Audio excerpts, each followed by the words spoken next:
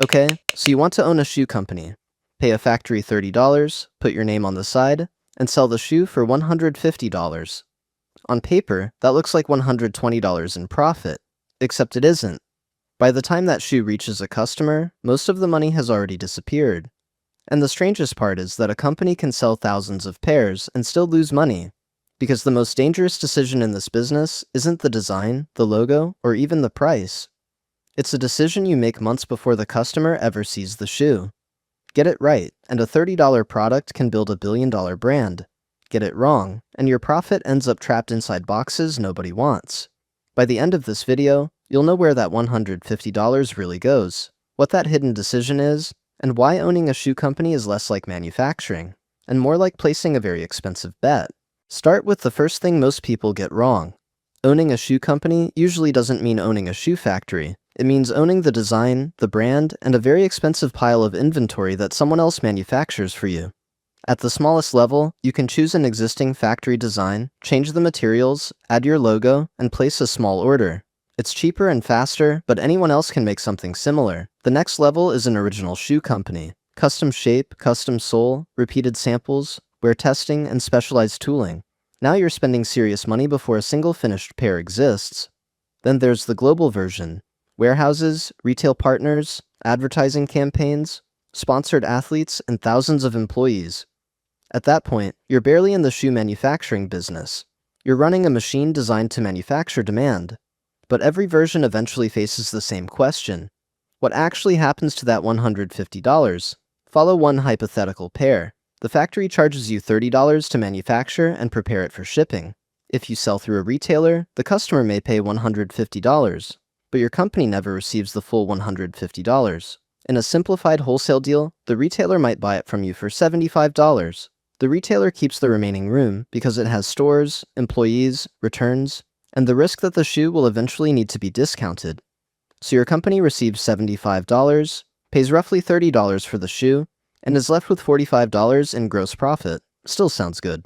Except that $45 now has to pay for every expense that wasn't physically stitched into the shoe.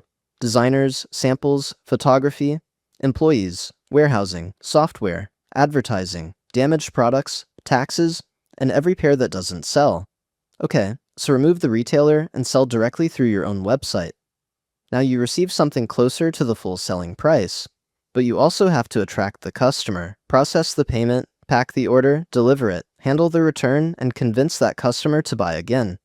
Direct to consumer doesn't eliminate the retailer. It forces you to become the retailer.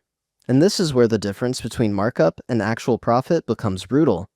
In fiscal 2025, Nike generated $46.3 billion in revenue with a gross margin of 42.7%. But after demand creation, employees, operations, taxes, and everything else, net income was $3.2 billion, roughly 7 cents of actual profit for every dollar of revenue. Nike also ended the year holding around $7.5 billion in inventory. A 40% gross margin is not the same as putting 40% in the owner's pocket. But the stranger example is Allbirds. In 2024, Allbirds produced almost exactly the same gross margin as Nike, 42.7%. It generated about $189.8 million in revenue and over $81 million in gross profit. Then it lost $93.3 million. Marketing alone consumed almost 22% of its revenue before the rest of the company's operating expenses were paid. Two footwear companies can have almost identical gross margins and completely different outcomes. So gross margin wasn't the hidden decision from the beginning. Inventory was. Months before the shoe reaches a customer, you have to predict which design they'll want, which color they'll choose, how many pairs they'll buy, and exactly which sizes they'll need. Then you place the order and pay for that prediction. Order too few pairs of a successful shoe, and you lose sales while customers move on to something else. A factory cannot instantly replace thousands of pairs. Order too many, and the problem gets worse. The remaining shoes occupy warehouse space, trap your cash, and eventually force you to discount them. If they still don't move, their value must be written down.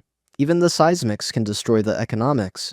Your design might be popular overall, but if customers want sizes 8 through 11, while your warehouse is filled with 6s and 13s, you technically own valuable inventory that behaves like expensive furniture.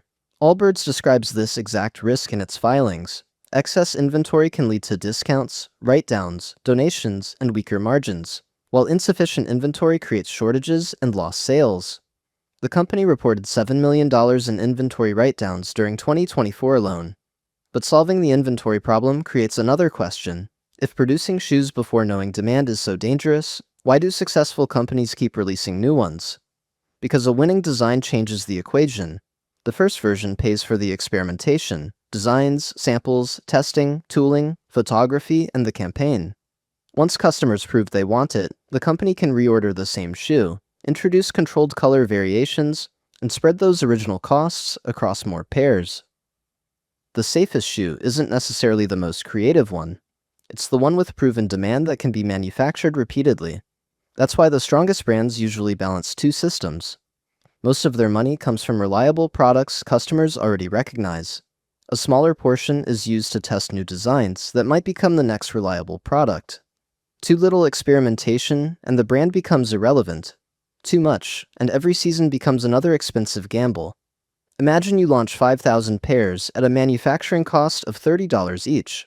Before marketing, employees, or delivery, $150,000 of your cash is already sitting inside boxes. If every pair sells for $150, that collection produces $750,000 in revenue.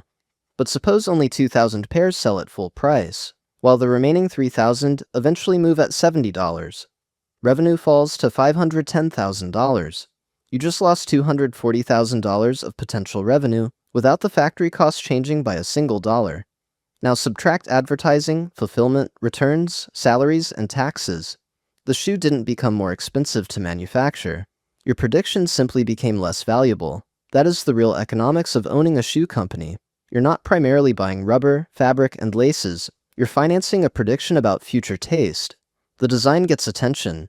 The brand creates desire. But inventory decides whether that desire becomes cash or a warehouse filled with very expensive boxes. So, if you still want to own a shoe company, remember, making the shoe is the easy part. Predicting how many people will want it before they do is where the real business begins. Would you launch one premium hero shoe or 10 cheaper designs? Tell me in the comments.